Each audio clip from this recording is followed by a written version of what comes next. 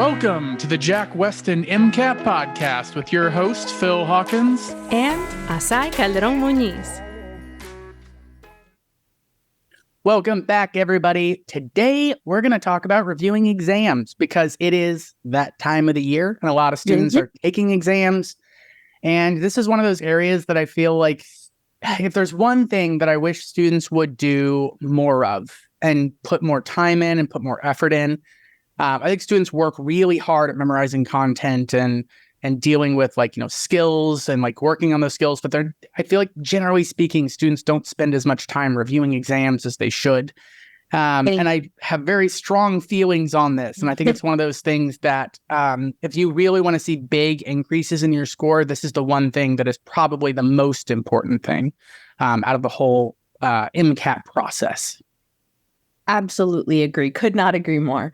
And I think for those of you that are listening and saying, oh, well, I'm not taking exams yet, so I'll save this podcast episode for later. Yes, and a little bit of improv there. Yes, and sorry, you know, my jokes and my puns, they never stop. They never stop. This is also a framework that you can use for reviewing individual passages, because part of what we're going to talk about is not just the structure of reviewing an exam in general, but also what kinds of things you should be looking for. Yeah, and so not just a when and how many, but exactly. How. Yeah. Mm-hmm.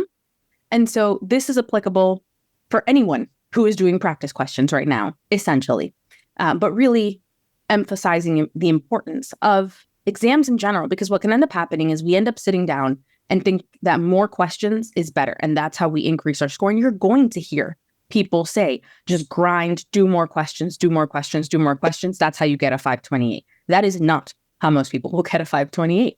Yeah. If you are in a position where doing more questions helps, it's because either one, you had the content for it and you know you have a decent idea going into it and can improve that way or have historically done this. And for the content, it transfers over. Or if you're doing really great review, right? And that's what we're going to be emphasizing, because regardless of where you are on the spectrum in terms of starting score and goal score, you've got to do exams and you've got to do good, solid review. So we would rather you spend much longer on reviewing an exam, taking it, reviewing it, than jumping to the next exam right away. And so that's something to keep in mind. There are also a lot of AMC exams now. There are 6 of them total. Some of them a little less representative, right? The sample test is older. And so that might be one that you start your prep with, not one you end your prep with, which is something we've talked about in the past. But basically that last month and a half really of your prep is going to be taking exams. And we've chatted about this before. And if you haven't listened to the Creating a Study Schedule podcast episode, if you're a January test taker, might not be the best fit for you. But for folks testing at a later date, definitely go and listen to that podcast episode. And a week out, so once a week, you take a full-length exam. You do it under test day conditions as much as possible. And for most people, that's going to end up being on a weekend, because that's when you have about 8-ish uninterrupted hours. Yeah. Not the same for everyone, but general rule of thumb. And you're going to take essentially twice as long to review the exam as you do taking the exam. So let's say that you take the exam on Friday. Saturday, well, maybe Friday if you don't have classes. Yeah. So Friday, then Saturday, you start your review. Why? You don't want to forget how you went through that exam. It's really important to realize that this process is going to be thinking about how we think. So we need to be close to the time when we were thinking the first time. And then you're going to review the first half of the exam. And that probably sounds annoying. Like, why on earth can't I just review the entire thing? I don't want to deal with this any longer. Because of all the things we're going to be talking about that you're going to do when you're reviewing an exam. Sunday, you go, you do the second half of the exam and review the second half of the exam, and then take a day off, because you should have at least one day off every week for relief of MCAT to make sure that you don't burn out.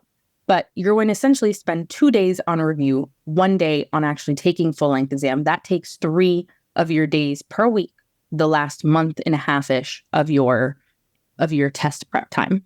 So taking exams, important. Reviewing, just as, if not a little more important. Yeah. Looking at this kind of overall, I really like to kind of approach this from kind of a medicine perspective. Like, the whole idea here kind of like mimics like what we do as physicians, where we're trying to figure out the problems and treat those problems and kind of going through that. And there's kind of 3 steps to that. 1, like I order a blood test. 2, I get the results from that blood test and I need to like look at that and I need to be like, oh, we got some problems here. And then I give a treatment to fix that. That's the mindset you want to be in when you're taking exams. And so taking an exam is a test. It's a way to diagnose what's wrong. And like it literally is a test, but like it also metaphorically is a test in this case. It is a diagnostic tool. A lot of times students are like trying to cram in as many exams as they can take. And like there are some very rare people out there that is the thing they need to do. If all you need to work on is data interpretation and timing and endurance, like stamina stuff, then taking a bunch of exams will help. But if you have a content gap, if you are lacking math skills, if you need to spend some time like a little bit more in depth, like doing data analysis on certain types of topics, like just taking more exams is not going to be useful. That's like ordering more blood tests, but never looking at the results of the blood test. Like that's not a useful thing. I'll always have students that are like, oh, I'm going on spring break. I'm going to take 3 tests this week. And I'm like, that is a bad idea. No. That is not a way to do that. I do want to reiterate that like timeline side of things. I agree. I always have students take 1 day to take the test, 2 days to review it, then spend roughly 3 days doing the treatment for whatever was the weak areas on that test. That's why we need to review, is to figure out what are the things that I just need to spend time on. And then having that day of rest in there.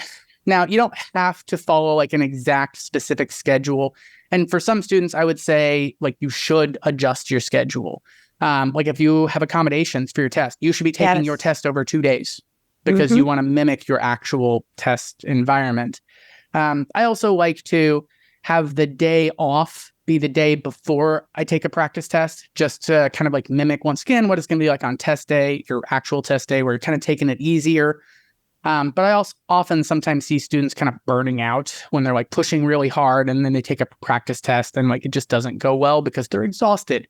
So moving that day off to the day before a practice test can be useful for some people, but it is hard to adjust your schedule. And so note that depending on your life, like I have a student that I've been working with recently who is a single parent, and like, oh, okay, their life where they're taking classes, they have a job and they're a single parent, like they're not going to be able to get all this done in a week. And so for them, it needs to shift to like 10 days or maybe 2 weeks to kind of get through this process of diagnose or like take a test, review, and then do whatever you need to do to kind of work on that diagnose and treat side of things. Yeah. And I think what you pointed out is so important in terms of the burnout and taking time off and being willing to extend the process. The last thing you want to do is do such a strong push 3 weeks out from test day that you burn yourself out. And now you've taken your chances of doing the best you can and throwing them out the door. Right. And so something that I've actually talked with some students about is if you're finding yourself even just realizing I'm just more tired than usual, I'm crankier than usual, I not really enjoying things as much, that should send off some warning bells, warning sounds. And so you can actually decrease how much you do for a few days, right? So it doesn't just have to be, oh, I'm going to take 1 day off and then cram life into the rest of the week, right? You can take a little bit of a step back, and that's ultimately going to take you further. But we've chatted about this quite a bit, and I think it's worth diving into how we actually think through the review process itself. Yeah. And so this is a big thing. So the most successful student I've ever had in terms of like big increases in short time frames. I had a student go from a 496 to a 520 in 2 months. So that's like a huge increase. What that student did better than any other student I've had was reviewing. And like they were brutal with their review and they were very thorough. And so I think this is why it's really important. Like as you're reviewing, you don't just want to look at like the questions or like what questions did I miss and like write down and then go past that. Like, oh, I missed 5 questions on electrostatics. Done. I've reviewed the chem phys section. You need to be reviewing kind of like what like looking at a question, right? What was I thinking on this question? What should I have been thinking on this question? Those are two different things. And so even questions that you get right, you want to be aware of what was my thought process on this? And like, how did the AAMC want me to approach this? Because you're going to come across things. If it hasn't happened yet, it will happen, where you're going to come across questions and you're going to look at the question from the AAMC and be like, what? Like, what are they asking me? Right? Like, I'm not really sure what this question is trying to get to. But if you like understand the AAMC's thought processes really well, then you may look at this question like, I'm not really sure what they're getting at. But the AAMC usually, when they're talking about this sort of thing, they usually are really just caring about this idea. And so any question that says based on the structure of anything, like that question is probably about like hydrophilic. And that's essentially what that is about.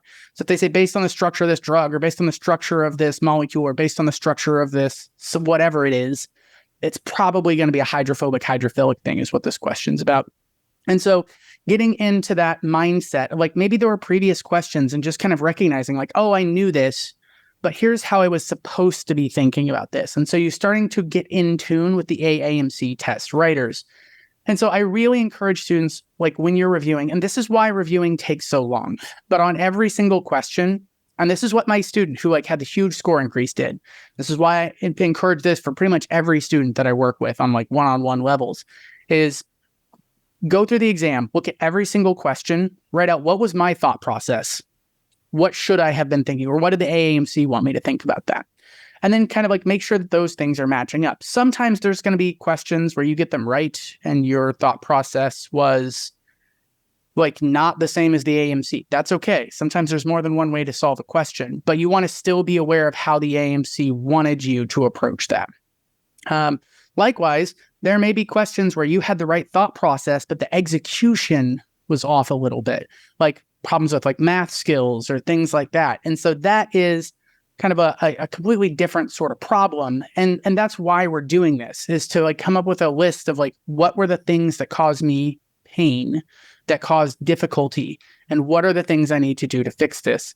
To kind of touch on the thing you mentioned, Azaii, it's really critical. Like the one thing that I don't want to wiggle around with on timing and adjusting your timing, you need to be reviewing your test immediately after you take the test, because the more time goes by, the less students remember, like, what was my thought process on this question? There are students who like take a test and then look at it like a week later and they're like, I don't even remember seeing this question, let alone what I was thinking on this question. That's why I always want to meet with students and like kind of look through exams like the day after they take the test or maybe the day after that. And so plan on, like, build that into your plan that whenever you're taking your test, like the next couple of days are going to be reviewing. I will say that a plan for especially your first practice test, reviewing it to take, like you said, twice as long. A lot of times as you go further and as you kind of get better, that time will start to decrease a little bit. Because if your thinking is aligned with the AAMC on like 90% of the questions, you're going to be able to review that test a whole lot faster versus if it's like only 10%. Like, what was I supposed to be thinking here? I need to figure that out. And like, that's going to take a little bit more work and more time. But I encourage students, like, just as a default, like, try to budget 16 hours, which I know is a lot of time for reviewing. But I would rather a student take 6 exams and review them really well than have them take 15 exams. Yep. And I see that a lot where students, like, people say like, oh, just take a bunch of exams and you're good. Like, you got to review them. Otherwise you're not growing. That's just like ordering 50 blood tests, but never looking at the results of it. Like that's not useful.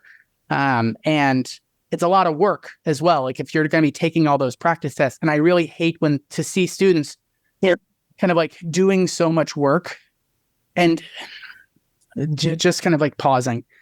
That's one of the most frustrating things to experience. Like, I am working so hard, but I'm not seeing results from something. And so a lot of times those students feel like, oh, I'm just stupid, or I'm just not trying hard enough and I need to try harder. And that's what leads to the burnout. That's what leads to like problems with self-esteem and things like that. It's often not it's not that you're not capable of this. It's just that you're not approaching it the right way.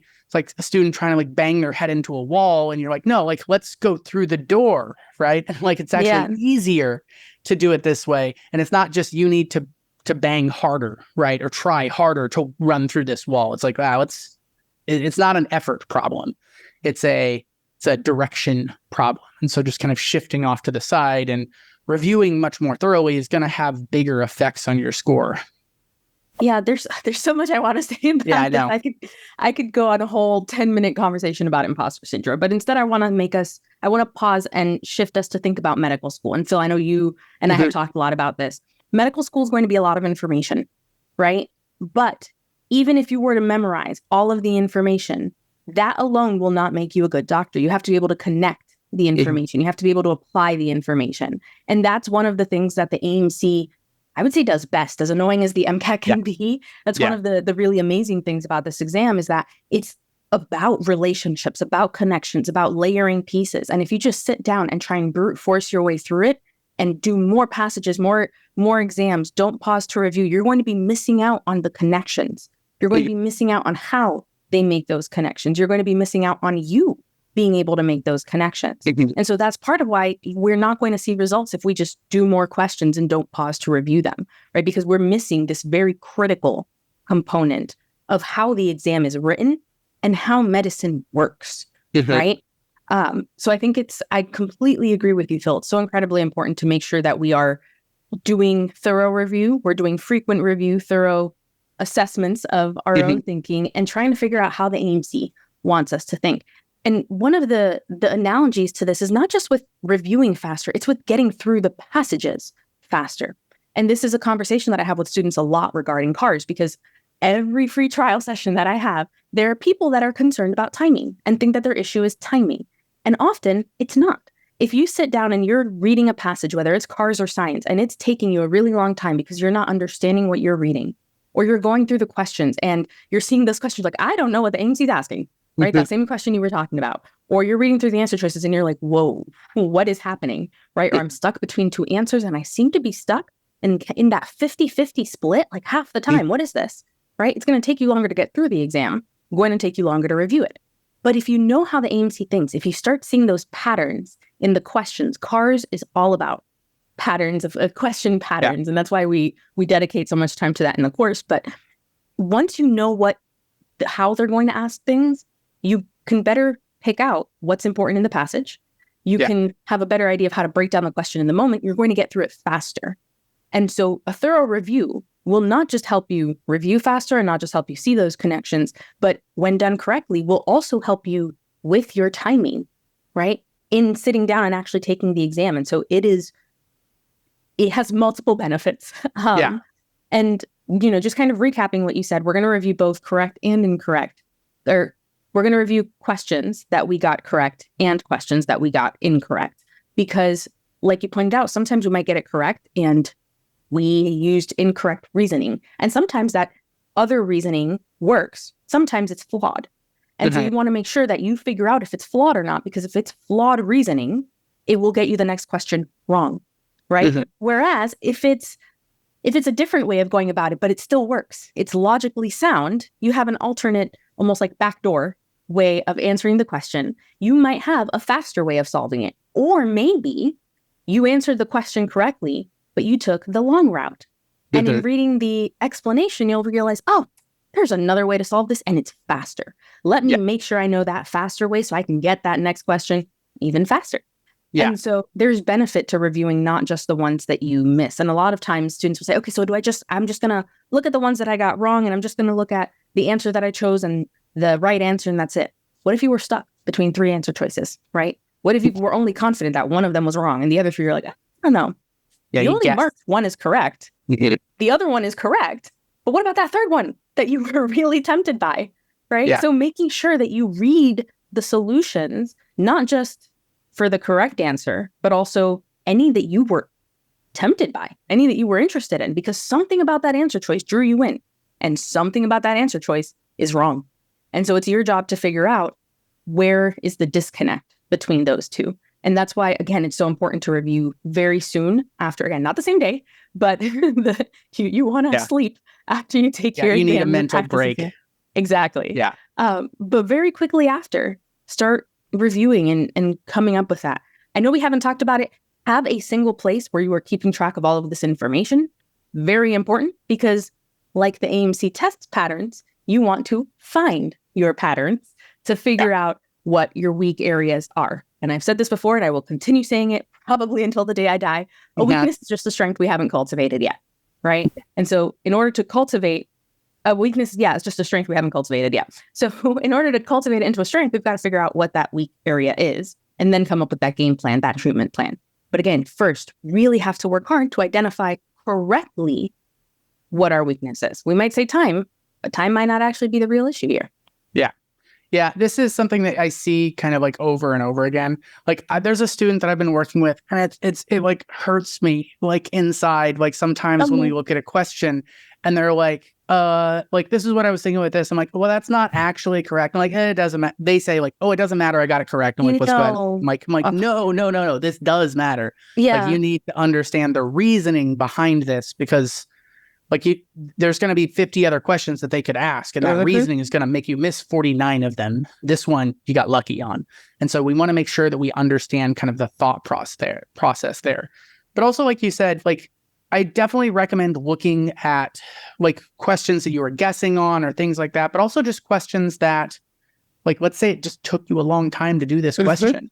And like if a question took you like 4 minutes to figure out the right answer, you need to be looking for, are there other ways to solve this question? First off, figuring out what should you be thinking will make it so that you aren't going through this battle for like 2 minutes of like, how do I approach this? Do I do this? No, that doesn't work. Do I do this? No. So like doing that review helps you start to align your thought process so you immediately jump into the right lane as a way to solve things. For example, if they ever ask you for velocity, try kinetic energy before you do kinematics, because there are cases where kinematics don't apply. If you have different changing forces, you have changing accelerations. And so students who are trying to use kinematics, you can't get the right answer in those scenarios. But kinetic energy still works. And so starting to fall into like, if I ever see a velocity question, try to solve it with kinetic energy first. Kinematics is my fallback on that. Having plan A, plan B for that sort of thing. Yeah. But also they'll just ask questions like, what's the density of blood based on this, like they give you a bunch of information about buoyancy and things like that. But you could also just step back and be like, blood's pretty much just water. And I know what the density of water is. So B is the answer. And like, that's something that is also totally valid. And so because you can bring in that outside knowledge in the sciences, you kind of have to. You have to not do it in cars, so you have to be kind of careful with that. But like learning kind of like different ways to approach things is actually really critical. Sometimes there's like 3 or 4 ways to solve a question. Usually one way is the fastest, but still you need to kind of be aware of that. Like how do the AMC want me to solve this? So that like even if this fast way worked, like what should I have been thinking so I can do that if I need to? It's funny. I don't know why I didn't think of this example before. I've definitely done that on med school exams. And then I recently had, the public health school recently had an exam for biostatistics and epidemiology. And there was a question where we're allowed to have a cheat sheet for things like equations and whatnot. There was an equation I didn't write down because I had only ever calculated that using coding, right? Using a coding package. And I sat down at the question. I was like, man, don't have the equation. I don't remember what it was. And it's like, okay, so I know what I'm given in the question. And I remember a question like this. And I remember that the answer was this number, but the values were smaller. So I'm probably going to need a bigger answer for something that I'm going to have to work harder to find the difference, right? Statistically. Yeah. And so I was like, oh, okay, well, there's one answer choice here that is bigger than the one on the other question. Yeah. Gotta be it. Right? Yeah. Because if you need a smaller sample to detect a bigger difference, you're going to need a bigger sample to detect a smaller difference.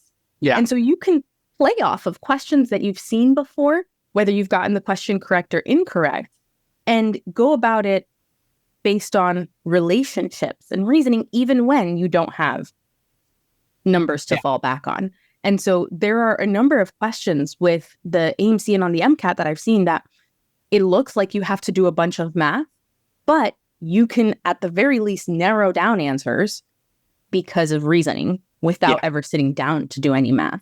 And so it's something that you can take advantage of. And you made me think of that. I was trying so hard not to laugh. No. And that's a big thing on the MCAT, especially with trends. Like, oh, this thing's higher, so the answer's got to be higher. So D is the only answer choice. And so like you can kind of do that.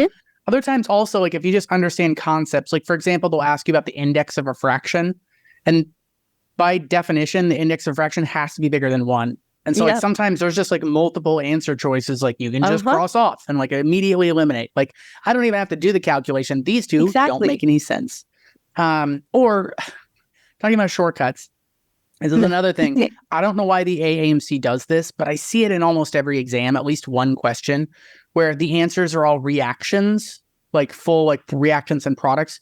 And sometimes there's only one answer that's balanced. And like, I don't even need to, like, it doesn't even matter what the question is and the passage. Like, if these are my 4 answer choices, it's C because that's a balanced equation and the other ones aren't. And like, so being on the lookout for those things. And that's why the reviewing is so important. And you want to be kind of looking for, especially like I mentioned, if a question took you a long time or you kind of struggled with it, even if you got it right, you need to figure out like, was there another way to solve this? Was there a better, faster way? Now, kind of like taking that a little bit further, like it's all about kind of like looking for those patterns and diagnosing your weak areas. Often I'll have 3 students that all miss the same question, but they're missing them for different reasons, right? And this is why the reviewing is important. You can't just look at what questions you missed and say, okay, this is what you have to do. Because like, let's say I have 3 students that all miss the same electrostatics calculation question. Like it's that question is a calculation, it's electrostatics, like that's very narrow. But you can get even more narrow, right? So student 1, let's say they missed the question because they don't know any of the electrostatic stuff. And like, I don't know what equations I was supposed to use. I don't understand what a voltage is. I'm just kind of lost on that. The second student knows their equations. They can rattle them all off. But then when they look at the question, they're like, I don't know which one I'm supposed to use. Like, I'm not really sure on that case. The third student knows the equations, knows which one to use, used the right equation, but then made a math error. And like all 3 of them missed that question. If your problem is I didn't understand the content, then you need to study. You need to cover content. You need to watch videos, like read, you do flashcards, kind of get a good understanding of what's going on in electrostatics. Don't get me wrong. I make that sound easy. Like there's a lot of physics majors who don't even understand it's like fully what a voltage is because it's kind of weird.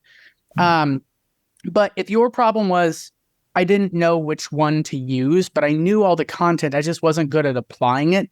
Practice questions. Like you need to see this like in the environment that you're going to be tested. I need to see a bunch of questions so that when I see a question like this, like I know how to solve this question now. But if it's like this kind of question, then I need to do this other thing to solve it.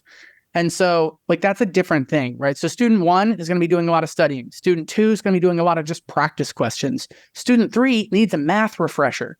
Like they don't need, like their problem is not the content or anything even related to electrostatics. Their problem is something outside the realm of electrostatics, like a higher skill or a skill outside of that. Now, even then, I might look at that student and be like, okay, what exactly happened here? Like, did you miss, like, are you just like really not comfortable dealing with like scientific notation or logs or things like that? Or is it that you were just moving too fast and you try to do it in your head and that made an error? And like, in which case those are 2 very different problems. Okay. Or it turns out could be something else. Was this like a calculation that for some reason was in the bio section and you're 5 hours into the exam and you're just exhausted and you've been pushing really hard and you're burnt out. And for some reason you thought 2 + 2 was 7 and you're like, I don't know what was going on in my head, but I am exhausted and I am burnt out and I don't know what to do. That's something that I also see sometimes. Like I had a student who had a big drop in cars on a practice test. And like, I could see like through the section, they just kept getting worse and worse and worse. And I'm like, I know where this student is and I know what's going on with this student. I also know what the student's been doing and they push themselves so hard. And so they're like, I'm so worried about cars. My car score is dropping. Like I need to do a lot more cars. I'm going to do 9 passages every day this week on top of all the other stuff. And I'm like, you need to do the exact opposite. You need to take a day off and like just kind of step back. And So I told that student, because we were reviewing, and they had reviewed the bio and the chem phys sections, and they hadn't reviewed cars. So I told the student, like, okay, let's pause. I don't want you to review cars. I don't want you to do any cars for 3 days. Let's meet here in a couple of days. Like, give yourself some break from cars. Don't think about it. Don't worry about it. Just take it a little bit easier. We're going to redo those passages and see what happened. And like that student like missed like 4, 5, 5, and 6 in the last 4 passages. And they redid them, and they missed 1 question in each of those passages. And I'm like, you're just tired. You're just burnt out. And like, so even if you're trying to look at like the question, like, what did I miss? Like, you've got to figure out not just what did I miss, but why did I miss it? Right. And that's why reviewing takes a while. And that's why I'll admit it's obnoxious. And a lot of students are like, well, I don't have the time to spend 15 hours like reviewing a test. And like, you don't have the time not to do it, because that's like saying like, I don't have time to review the blood report. I just need to start treating them like the patient. Like, no, you need to look at the results of this blood test before you start treating them for something that isn't the problem. So that student who is going to be like just hammering cars even harder, like, that's why it's so important to diagnose, because if you don't diagnose properly, often you'll make things worse. You'll make the time investment you're putting in might be like that's a wasted time, which is, students don't have a lot of time to waste in this, I understand, but also it's making it worse overall. And so that's why this diagnosing is so important. Yeah, there is. So I'm gonna label 4 buckets, and then our listeners are probably going to realize what it spells out to. There's the foundation bucket. So this is, we are missing out on content, right? We're missing out on those foundational concepts. There's the application bucket. So that student who knows the equations but doesn't know how to apply them, doesn't know which one to apply. There's the implementation bucket. Something went wrong when we tried to apply the actual, we figured out what we needed to apply. We didn't quite go through with it all the way. So that could be some of those math errors. And then there's the life bucket. We get tired, we get stressed, something happens. If these are not addressed, what does that spell out? Fail. We do not want to fail, right? We want to make sure that we're thinking about all of these different spheres, because any of these can cost us points. And to your student's point, right, that was that L bucket, that was that life bucket. You're tired. Cars and biochem are the first sections to take a hit when you are sick, when you are tired, when you are burnt out, when you are angry at the world and the exam. I will throw that one in there because it happens. Because they rely the most on reasoning. Cars is pure reasoning, right? It will be the first section that takes that hit. Biochem is heavy-handed on the reasoning. And so sometimes that surprises students too. But I know we've talked about this, that if we see a drop in those 2 sections and just those 2 sections, we need to have a conversation about what's going on outside of the actual studying itself. And so you want to make sure that you're thinking about all 4 of those buckets. And at the end of the day, this is like those classes that you have, those college classes where the exams are cumulative, right? If you don't review why you missed the questions on the first exam, you will not be in a good place to do well on the second exam. All of MCAT is cumulative. All of it. Anything can be paired with anything except for cars to create a question, right? You will see some biochem in the chem phys section. They can toss some chemistry in the biochem section, right? You can see that. That will happen. If they want to be really mean, you might see some images that are related to biochem in psych-soc when they're talking about some, neurotransmitter or something like that. And so it's fair game. Be ready for it, right? It's about being prepped for whatever comes your way, being agile, right? Being able to adjust and recognizing that, there's a laundry list that we're going to talk about in terms of potential patterns, in addition to the reasons why you might miss an individual question in terms of the process. But we talked about patterns of questions themselves. There are different types of questions that you might have difficulty with. So for example, with, the sciences, you might have trouble with data interpretation, questions that ask you to understand a table, right? Or take information from a table. With cars, this is a question that students tend to really dislike.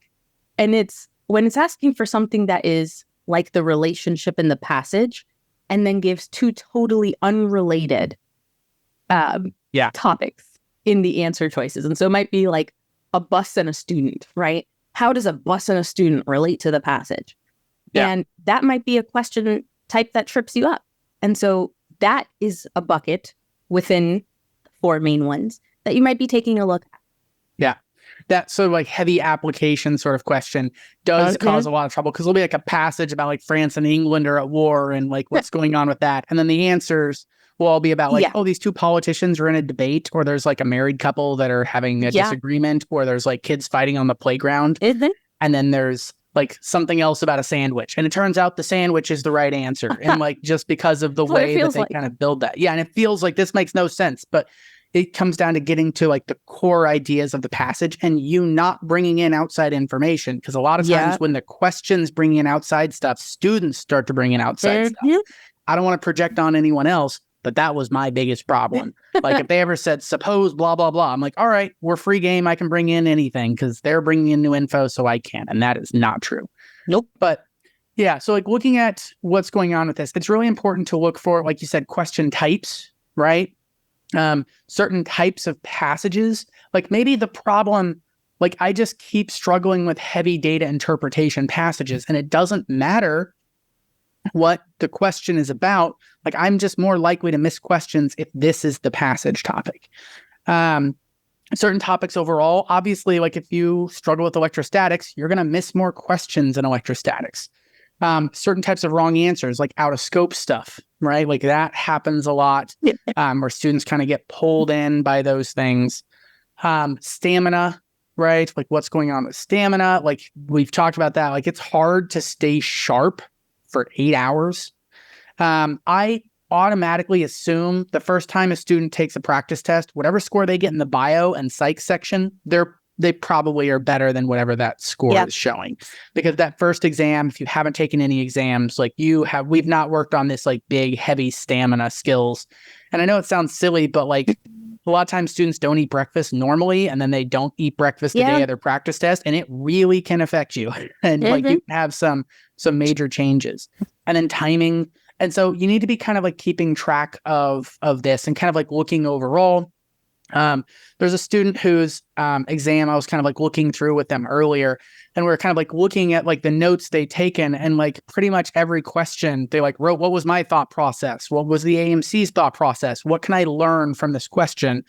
Or what do I need to do? And like 13 questions in this section were like, I need to read the passage more carefully. And they just didn't go back to the passage. And like, it turns out the answer was in the passage somewhere, but they were just trying to pull everything from their head. But like a good chunk of those questions, the answer is just somewhere in the passage, in the Chem Phys section was what was going on with the student. And so they just need to read a little bit more carefully and be more comfortable going back. And that's not a content problem. So if they said like, oh, I missed that happened in electrostatics and kidneys and magnetism passages, and so I need to go study those topics, that doesn't help, because the problem is not the content. And so you really want to review these things, really fine tune, especially because, and this is why we want to take multiple tests, is that I know that this sounds crazy, but even though the exam is 8 hours long, that's not long enough for them to test you on everything that they're holding you accountable for. So one exam might be really heavy in optics, but have no kidneys in that test. And so taking that test like will help you diagnose if you have problems with optics. If you have a problem with kidneys, you can't diagnose that with that test. But maybe the next test is heavy in kidneys, but there's no optics. And so that test like is there to like help you diagnose your kidney knowledge and kind of what's going on with this. And so that's why you got to take multiple tests, because not every test is covering exactly the same material, but that's the way the MCAT is for real. You don't know if you're going to get a magnetism question. You might not. Are you going to get an amino acid question? Yes, you are. You are going to get amino acid questions, which is why certain topics are higher yield. If you think you didn't get an amino acid question on your exam day, I think you accidentally skipped 2 sections of the test, right? Like I am immediately suspicious. So those are things that like it is important to kind of understand, but note that if you take a lot of practice tests, the high yield stuff, you're going to see that more often. So inherently, you're going to be working on the highest yield material. If there's one magnetism question in all the tests, like that means like the MCAT doesn't really care that much about magnetism. And so if I struggled with that one question, like, but I also missed 9 questions on amino acids, like emphasize the amino acids. And so using the exams as diagnostic tools helps you find your weak areas, and it inherently weights it towards whatever is the highest yield thing. So that helps you make sure that when you're spending time, you are specifically spending time on like, what are the things that are most likely going to hurt me on my test day? And so it's this kind of interesting weighted way of kind of going through this, so that if you are building all of your study in that last 6 weeks, 8 weeks, before your test, if you're building all your study off of reviewing those exams, you're inherently going to be hitting whatever things are most likely to cause you trouble. And so your time will always be very well spent, which is perhaps the biggest challenge with MCAT stuff, because there's so much content, there's so much out there, but doing it like the review and treat, make sure that you're spending your time wisely. Yeah, there's so much to say here. But yeah, so first, right, that finding that balance of high yield and high return, right? Yeah. And with that return, that's building in the high yield, but also the percent that you're missing. And so missing 30% of amino acid questions versus missing 60% of optics questions, you better be focusing on amino acids, right? Mm-hmm. Because even though the percent that you're missing is smaller, it is so much higher yield. And so that's where, like you're pointing out, going across exams and basing your review across what you see across exams and not just deep diving on one topic is important. When I was studying, one thing that I did was when I took a practice exam, and I remember doing this, I had a giant whiteboard, it was like a dry erase. Yeah, thank you. A dry erase board. It was one of those really flexible ones that the border had come off of.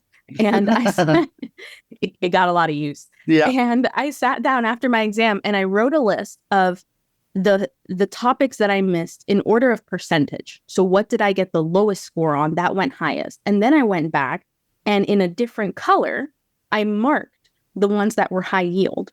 And so what I looked at was, okay, so which in the first at the top are highest yield? Because that's that intersection, right? Of missing a lot of points and high yield. Yeah. And then I would start and I went down the list based off of what I had color coded as high yield. And so that was, I'm a very visual person. And so that was my way of going about it. For other people, it might be different, but it's incredibly important to have that. And structure is your friend. Yeah.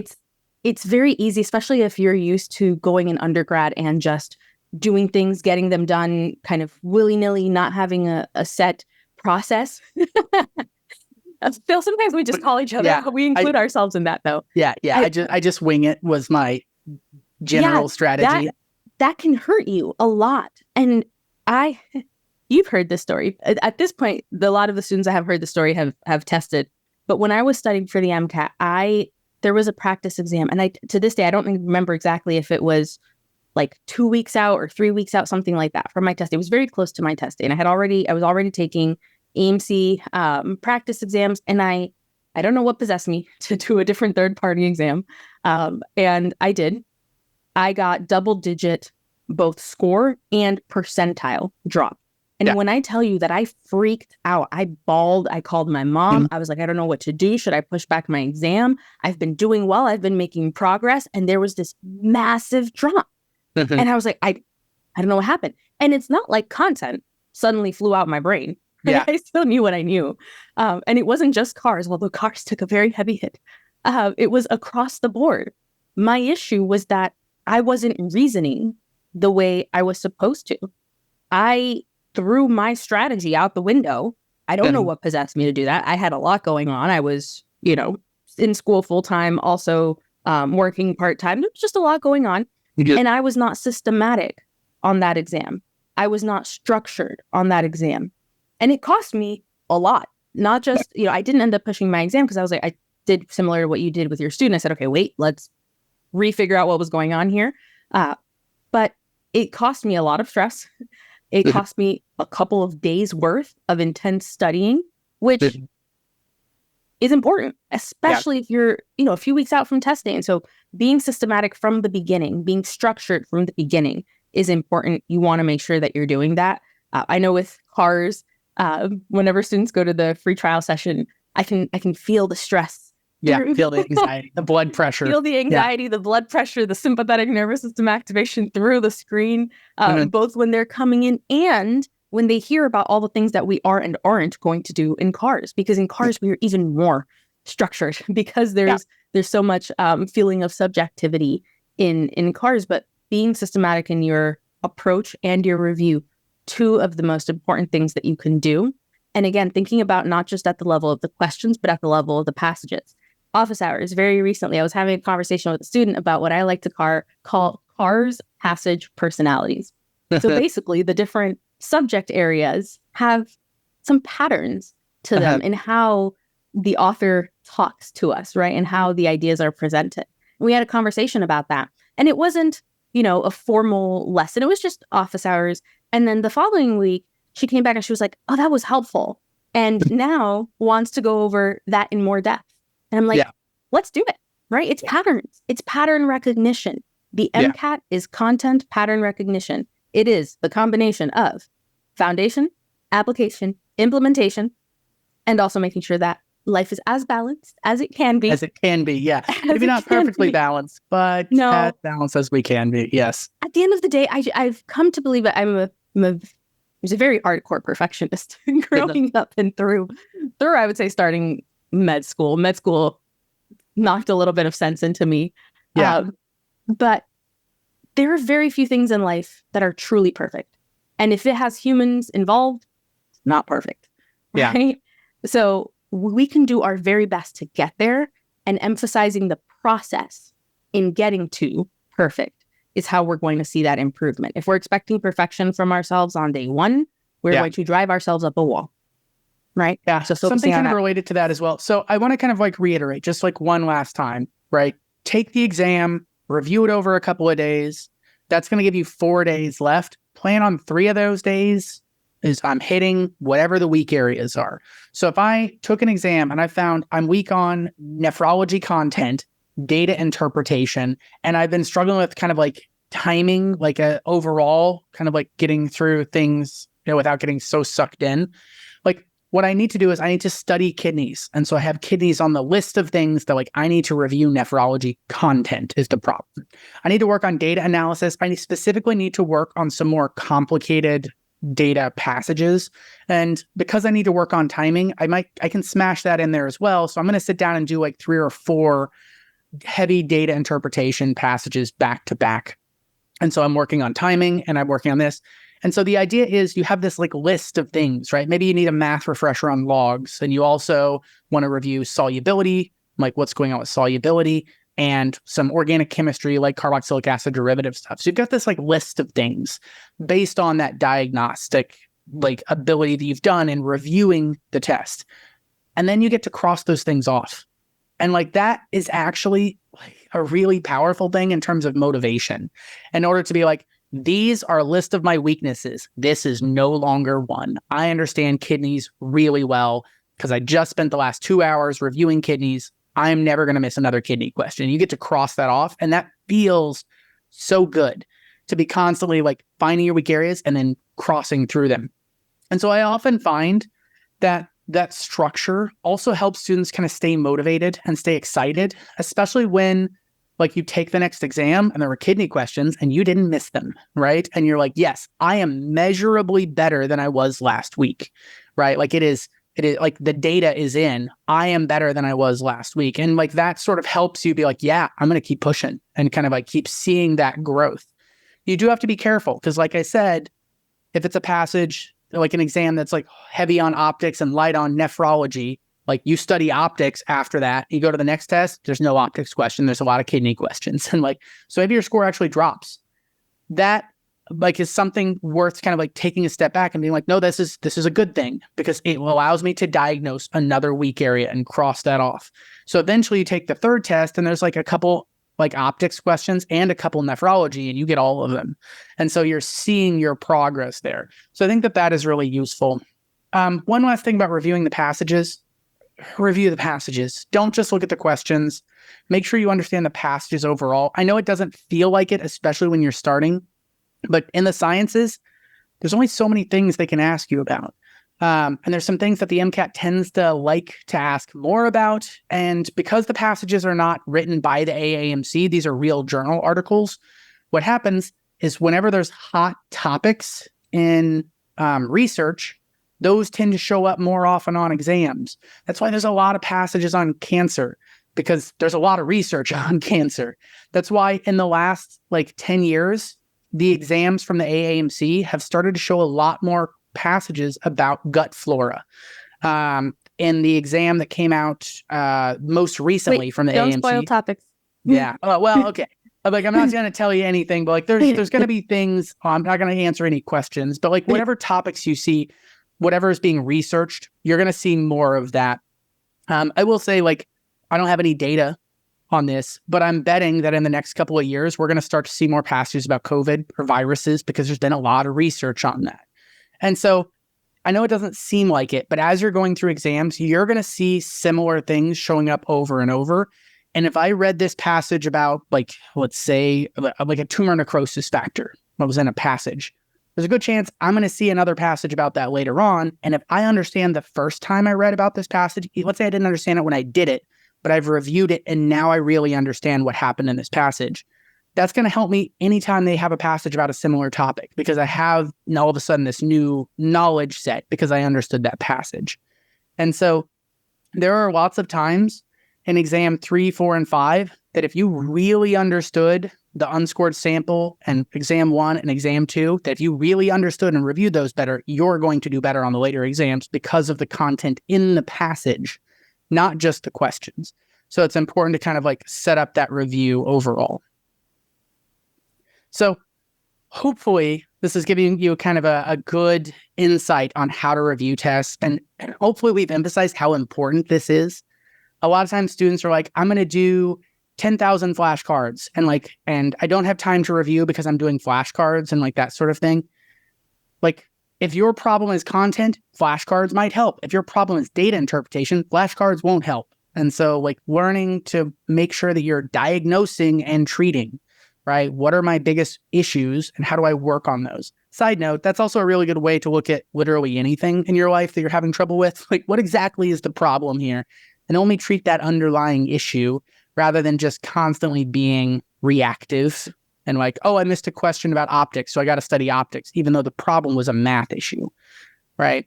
And so you want to be, I know you have feelings about this, Azaii, but you want to kind of approach this as a preventative way of I'm trying to understand what's the core problem. Let me address that problem so I don't see these symptoms later.